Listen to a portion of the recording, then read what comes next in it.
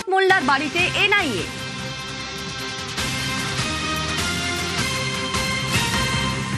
শওকত মোল্লার বাড়িতে এনআইএ। ভোটের আগে দক্ষিণ বামুনিয়ায় বিস্ফোরণ ঘটে এবং সেই ঘটনার তদন্তে ক্যানিংয়ে তৃণমূল নেতার বাড়িতে এনআইএ। কেন্দ্রীয় বাহিনী দিয়ে বাড়ি ঘিরে তল্লাশি। আজ সকালেই এনআইএ টিম পৌঁছে যায় শওকতের বাড়িতে। আমাদের সঙ্গে এই মুহূর্তে কল্যাণ রয়েছেন প্রতিনিধি। কল্যাণ, তোমার থেকে প্রথমেই জেনে নিই যে ঠিক কোন ঘটনার পরিপ্রেক্ষিতে এই এনআইএর তল্লাশি, কি ঘটেছিল?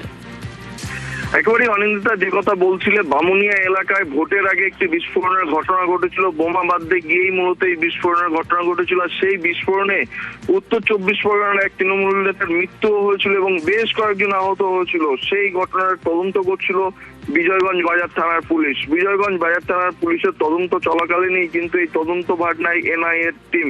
এনআইএ টিম তদন্ত ভার নেওয়ার পরে ইতিমধ্যেই কিন্তু এই হচ্ছে বোমা বাঁধার ঘটনার যে মাস্টার মাইন্ড অর্থাৎ এলাকার তৃণমূল নেতা ওহিদুল ইসলাম, তাকে কিন্তু স্থানীয় বাসিন্দারা এক রাতে তাকে মারধর করে এবং করে পুলিশের হাতে তুলে দেয় এবং সেখান থেকে সে এনআইএ এর হেফাজতে রয়েছে। তাকে জিজ্ঞাসাবাদ করে এবং এই ঘটনায় আরো বেশ কয়েকদিন যে অ্যাম্বুলেন্স চালক সুরজ মোল্লা গ্রেপ্তার হয়েছিল তাকে জিজ্ঞাসাবাদ করে কিন্তু পুলিশে এর আগে হচ্ছে ভোটের আগে যে ঘটনা ঘটেছিল সেই ঘটনার এলাকার যে তৃণমূল নেতা রয়েছে ভাঙড় 1 নম্বর ব্লকের আহসান মোল্লা বনভূমির কর্মাধ্যক্ষ, তার বাড়িতে কিন্তু এনআইএ টিম গিয়েছিল। গিয়ে তার দেখা না পেলেও তার বাড়িতে নোটিশ দিয়ে এসেছিল। সেই ঘটনারই কিন্তু তদন্ত চালাচ্ছিল এই এনআইএ প্রতিনিধি দল। সেই তদন্তেই এবার কিন্তু শওকত মোল্লার বাড়িতে এই প্রতিনিধি দল গিয়েছে। আজকে ভোর 5টা নাগাদ এই এনআইএ প্রতিনিধি দল বিশাল সেন্ট্রাল ফোর্সের জওয়ানদের নিয়ে। কল্যাণ, দর্শকদের আরো একবার জানাই, শওকত মোল্লার বাড়িতে এনআইএ। ভোটের আগে দক্ষিণ বামুনিয়ায় বিস্ফোরণ, যেই বিস্ফোরণে মৃত্যু অবধি হয়েছে। পরিত্যক্ত বাড়িতে বোমা বাঁধতে গিয়ে বিস্ফোরণ হয় এবং মৃত্যু হয় একজনের, গুরুতর জখম হয়েছেন 3 জন। তারই তদন্তে ক্যানিংয়ে তৃণমূল নেতার বাড়িতে এনআইএ।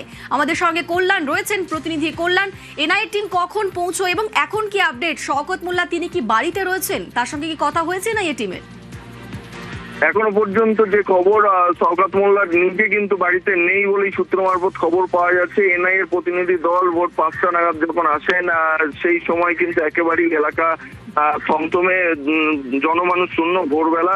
সেই সময় এনআইএ এর প্রতিনিধি দল তারা কিন্তু শওকত মোল্লার বাড়িতে ঢোকে এবং সেন্ট্রাল ফোর্সের যে সমস্ত জওয়ানরা গিয়েছিল তারা পুরো বাড়িটি ঘিরে ফেলে এবং বাড়ির সামনেও প্রচুর সেন্ট্রাল ফোর্সের জওয়ান থাকে। খবর পাওয়ার সঙ্গে সঙ্গে কিন্তু জীবনতলা থানারও বিশাল পুলিশ বাহিনী তারা ঘটনাস্থলে গিয়েছে। যেহেতু শওকত মোল্লা একজন জনপ্রতিনিধি, দীর্ঘদিন ধরে ওই এলাকার প্রতিনিধিত্ব করে আসতে, ফলে এনআইএ টিম গেলে কোন রকম যদি অশান্তির ঘটনা যেন না ঘটে সেই কারণে কিন্তু বাড়তি ফোর্স মোতায়েন করা হয়েছে। ইতিমধ্যে কিন্তু পরিবারের যে সমস্ত সদস্যরা রয়েছে তাদেরকে তাদের সঙ্গে কথা বলছে এনআইএ টিম। তবে শওকত মোল্লা এখনো পর্যন্ত বাড়ি নেই বলে কিন্তু সূত্র মারফত জানা যাচ্ছে। এনআইএ টিম কি মনে করছে এই যে ঘটনা ঘটেছিল সেই ঘটনায় শওকত মোল্লা কিভাবে যুক্ত হতে পারে? একেবারে এনআইএ সূত্রে যে বিষয়টি জানা যাচ্ছে যে এই বিস্ফোরণের এই যে ঘটনা ঘটেছিল, বোমা বাঁধতে গিয়ে যে বিস্ফোরণ ঘটেছিল, সেই বিস্ফোরণের মূল মাস্টার মাইন্ড হিসেবে কিন্তু এনআইএ দাবি করছে কি যে এই যে ওহিদুল ইসলাম, সেই ওহিদুল ইসলামকেই। তবে এই ওহিদুল ইসলাম বিস্ফোরণ যে ঘটনা ঘটেছিল সেই বিস্ফোরণের পর সে কিন্তু ওই হচ্ছে আহসান মোল্লা এবং শওকত মোল্লার সঙ্গে যোগাযোগ করেছিল। একজনের মৃত্যু হয়েছিল এবং বেশ কয়েকজন যে আহত হয়েছিল তা থেকে অ্যাম্বুলেন্সে করে বাইরে বার করা হয়েছিল। সেই বাইরে বার হওয়ার কিন্তু সেফ প্যাসেজ কিন্তু এই শওকত মোল্লা করে দিয়েছিল বলে এখনো পর্যন্ত সূত্র মারফত খবর পাওয়া যাচ্ছে। যে অ্যাম্বুলেন্সে করে নিয়ে যাওয়া হয়েছিল সেই অ্যাম্বুলেন্সও কিন্তু ব্যবস্থা করে দিয়েছিল শওকত মোল্লা বলে কিন্তু এখনো পর্যন্ত সূত্র মারফত পাওয়া যাচ্ছে। বেশ, নজর থাকে খবরে। ধন্যবাদ কল্যাণ।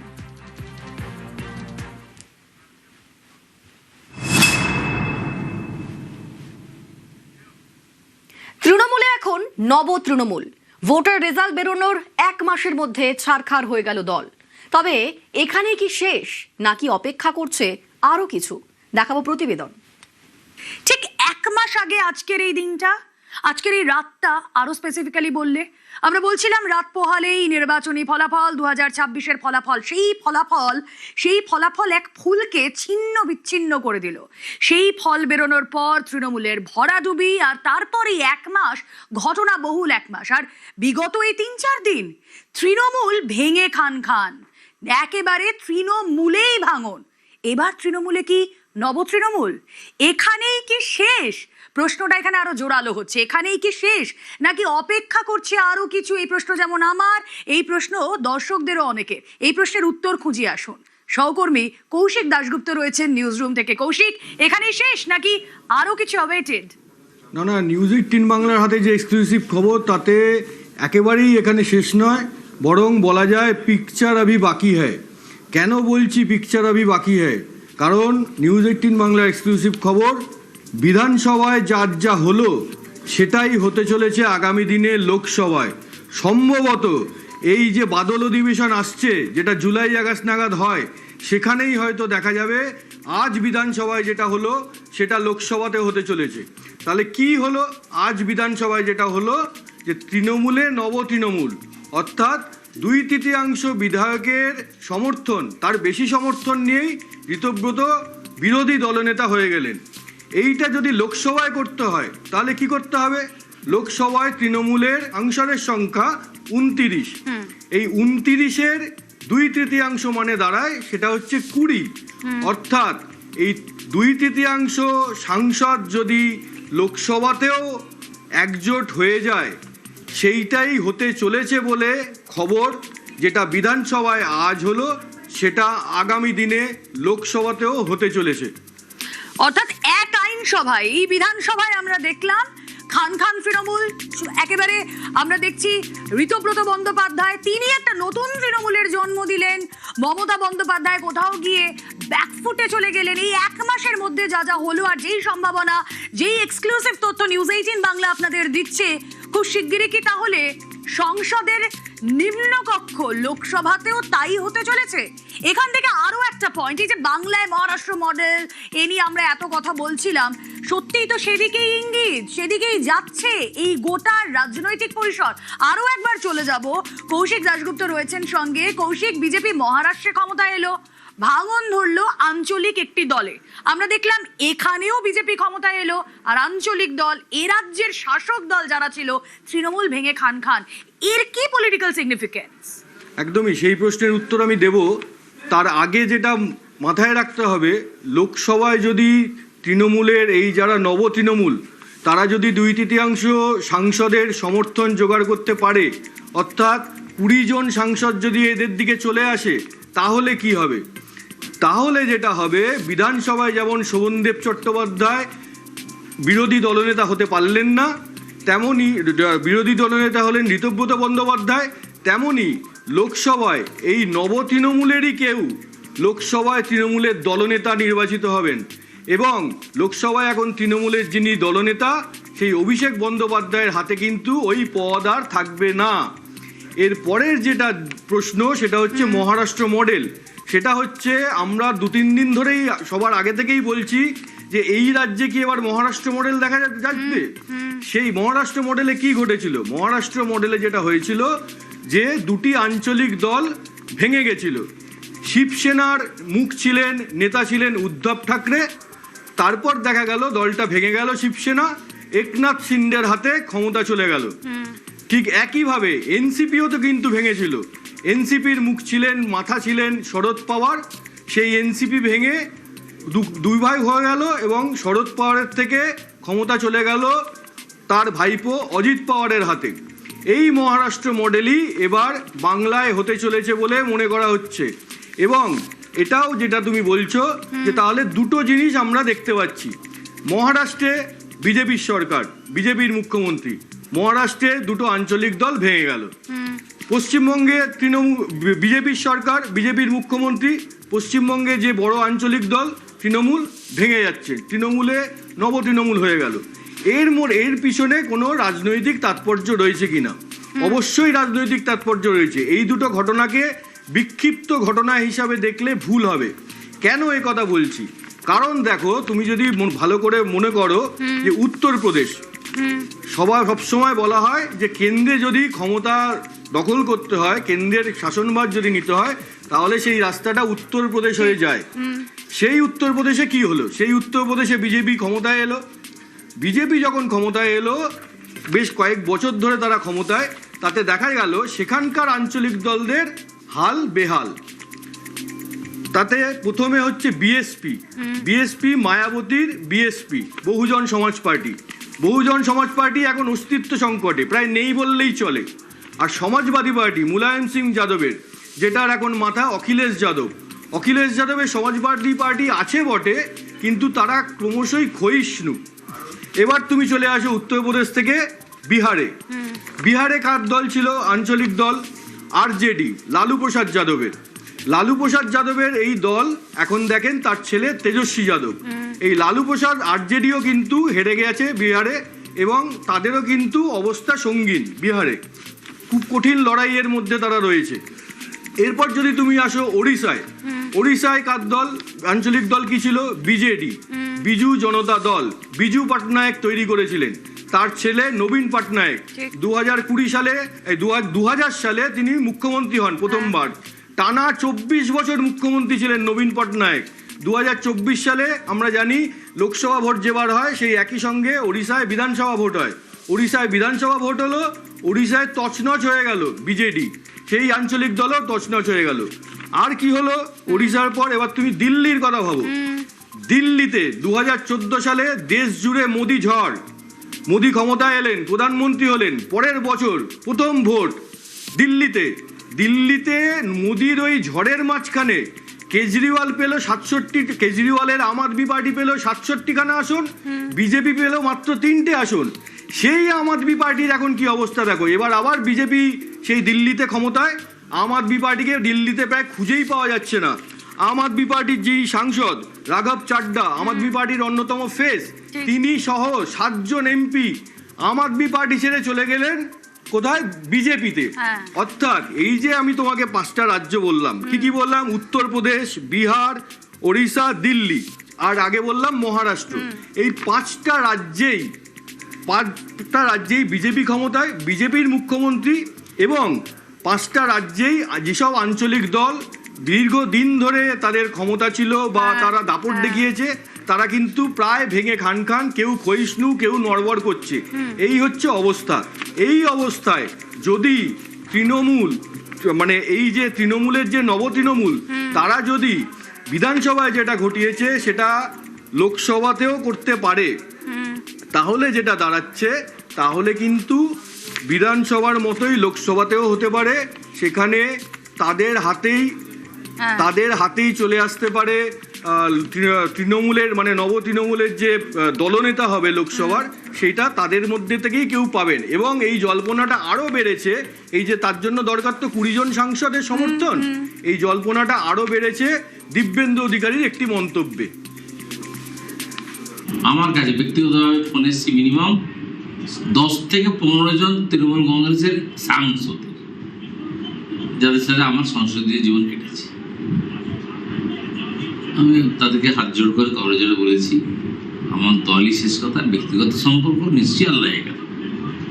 দল যতক্ষণ না আমাদের ছাঁকনি জাল, ওই আমরা চা খাই না, পাতা চা যখন ছাঁকা হয়, সেই ছেঁকে দল যখন সিদ্ধান্ত নেবে সেটাই শেষ। ভাঙ তো দলটা আগে না উঠে যেত, যদি তখনকার কংগ্রেসের কেন্দ্রীয় নেতৃত্ব এত মদত না দিত। যা করেছে সবকিছু মদত দিয়ে গেছে, ভাবছো বিজেপির বিরুদ্ধে লড়বে। Thanks to honourable prime minister and home minister and total party Suvendu অধিকারীর পেছনে দাঁড়িয়েছিল এবং এই অন্যায়ের বিরুদ্ধে প্রতিবাদ করতে তাকে ভাষা জুগিয়েছিল। আজকে সাকসেসফুল হয়েছি।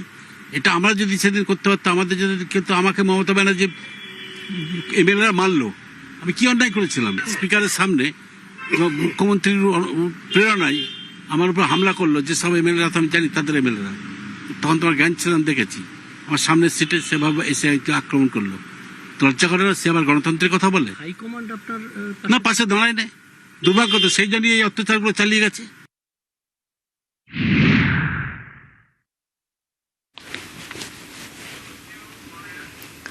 বিজেপির জয়, আঞ্চলিক দলের ভয়। বিজেপির সরকার গড়ছে আর আঞ্চলিক দল তৈরি হচ্ছে। দেখুন,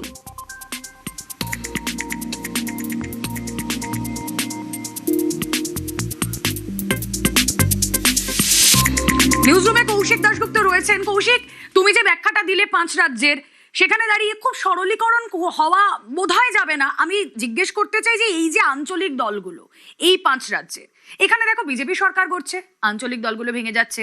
আমাদের রাজ্যে বিজেপি সরকার করলো, আঞ্চলিক দল তৃণমূল ভেঙে গেল। এই দুটো একসঙ্গে কি করে হচ্ছে, এর কি কোনো গুরুত্ব রয়েছে? একদমই। দেখো, আঞ্চলিক দলগুলো তৈরি হলো কিভাবে? স্বাধীনতার পর তো দেশ জুড়ে প্রায় একটাই দল ছিল, কংগ্রেস। সেই কংগ্রেসেরই সব রাজ্যে কংগ্রেসেরই সরকার ছিল প্রথম যে ভোট হয়েছিল। কিন্তু কংগ্রেস প্রথম ধাক্কা খায় স্বাধীনতার পর 1957 সালে কেরলে সিপিএম এর কাছে কংগ্রেস হেরে যায়। ইএমএস নাম্বুদ্রিপাদের সরকার গঠন হয় কেরলে। এটা তো রাজ্যে হেরেছিল কংগ্রেস। জাতীয় স্তরে কংগ্রেস প্রথম হারে 1977 সালে ইন্দিরা গান্ধীর বিরুদ্ধে তখন প্রবল হাওয়া ওঠে।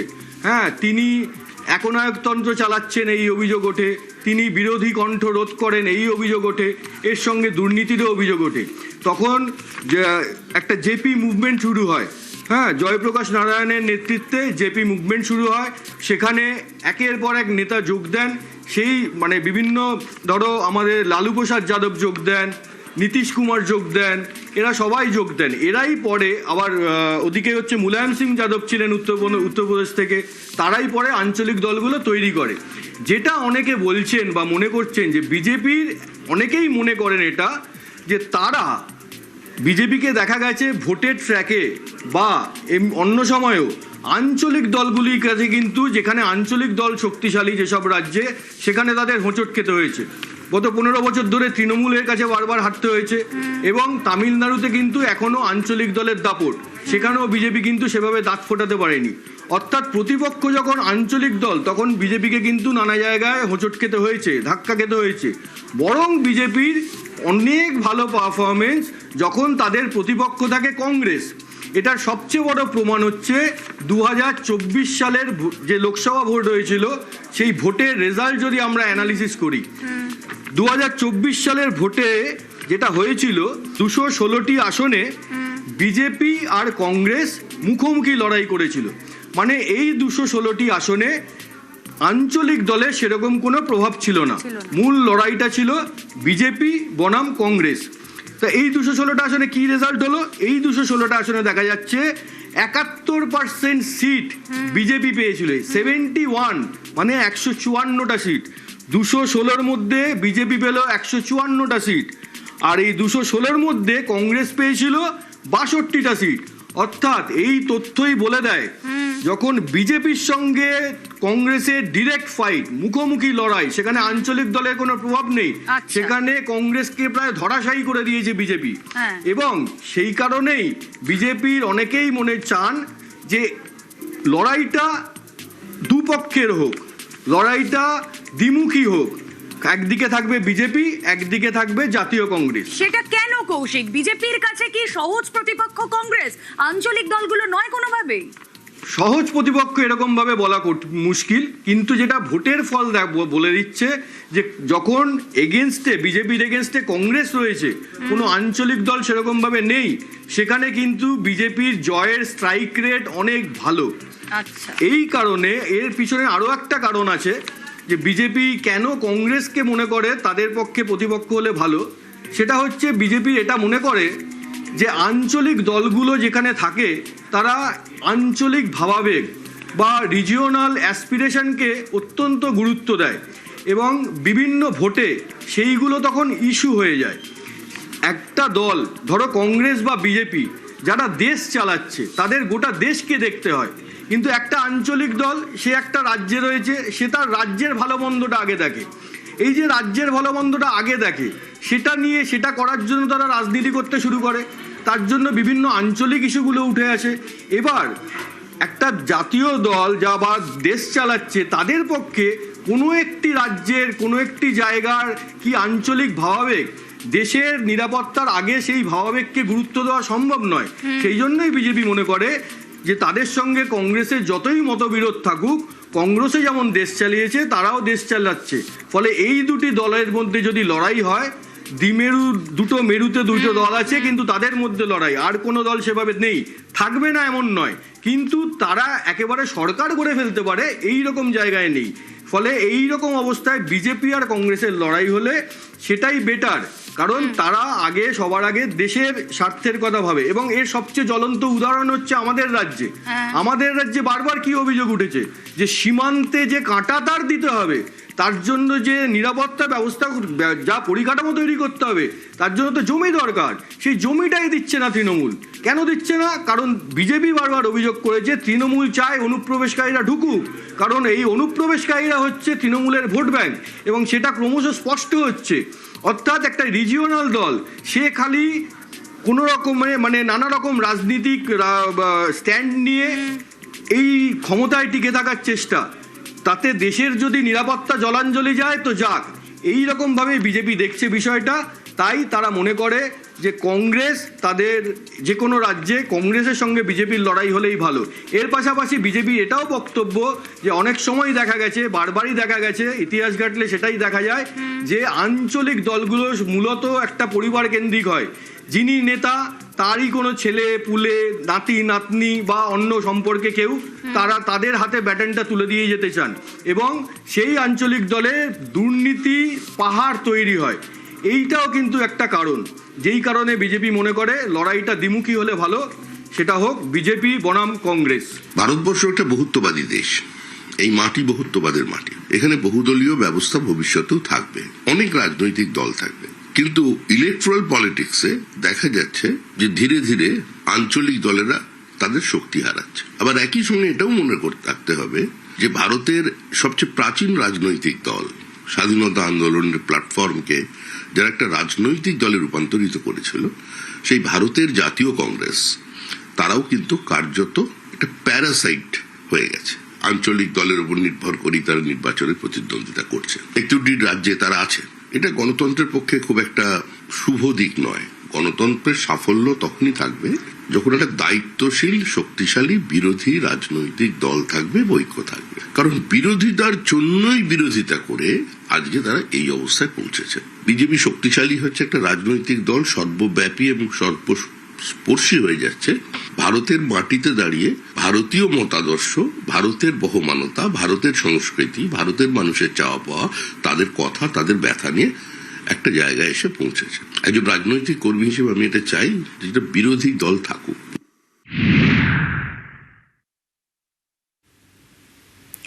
এবার কি তাহলে জোড়াফুল প্রতীকও হাতছাড়া হতে পারে তৃণমূলের? যদি অভিষেক বন্দ্যোপাধ্যায় লোকসভার দলনেতা তৃণমূলের আর না থাকেন, তাহলে তৃণমূলের এই প্রতীক তা কি মমতা বন্দ্যোপাধ্যায়ের হাতছাড়া হতে পারে আগামী দিনে? একদমই। সেটা করার জন্য 20 জন সাংসদকে একসঙ্গে আসতে হবে। এই তৃণমূলে যে নব তৃণমূল, সেখানে একসঙ্গে আসতে হবে। এখানেও যেমন শোভনদেব চট্টোপাধ্যায় হতে পারলেন না, তেমনি ওখানে যখন সংখ্যাগরিষ্ঠ এটা থাকবে তখন 2/3 হতে হবে। কিন্তু তারপর কি? তারপরে হচ্ছে সবারই প্রশ্ন, তৃণমূল দলটা কি থাকবে? মমতার হাতে কি তৃণমূল দলের নামটাই, যে তৃণমূল এই নামটা থাকবে? তৃণমূলের যে প্রতীক জোড়াফুল, এইটা কি থাকবে মমতার হাতে, নাকি এটাও তিনি হারাবেন?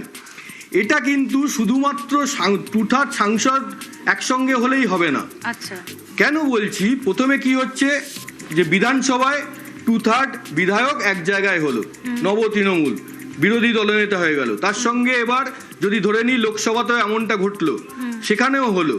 এরপর যদি দলের নাম এবং প্রতীক পেতে হয় একই প্রতীক, মানে নামটা হবে তৃণমূল এবং প্রতীক হবে জোড়াফুল, এটা যদি এই নব তৃণমূলকে পেতে হয়, তাহলে তাদের নির্বাচন কমিশনের কাছে যেতে হবে, গিয়ে আর্জি জানাতে হবে, তাদের বলতে হবে যে আমাদের সঙ্গেই সংখ্যাগরিষ্ঠ জনপ্রতিনিধি অর্থাৎ বিধায়ক, সাংসদ, তারপর কাউন্সিলর এরা রয়েছেন, দলের যারা দায়িত্বপ্রাপ্ত পদাধিকারী নেতা তারা রয়েছেন, এবং সর্বস্তরেই দেখা যাচ্ছে দলের যারা নেতারা কাজকর্ম করেন তাদের সমর্থন তাদের সঙ্গে রয়েছে। এইটা যখন নির্বাচন কমিশনের কাছে তারা দাবি করবেন, নির্বাচন কমিশন সেই তাদের দাবির সপক্ষে নথি দেখবেন, সই দেখবেন, এবং এটাও দেখবেন তৃণমূলের যে সংবিধান রয়েছে সেই সংবিধানে কি লেখা রয়েছে সেটাও খতিয়ে দেখবেন। এই সব কিছু খতিয়ে দেখে যদি দেখা যায় যে নব তৃণমূল তাদের দাবির সপক্ষে যথেষ্ট প্রমাণ নথি দিতে পারছেন, সবাইকে জড়ো করতে পারছেন এক জায়গায়, আচ্ছা। তাহলে তাদের হাতেই চলে যাবে তৃণমূল দলটা, এই যে তৃণমূল নামটি এবং তৃণমূল প্রতীকটি। সেদিন মমতা বন্দ্যোপাধ্যায় তার দলও হারাবেন, তার দলের প্রতীকও হারাবেন।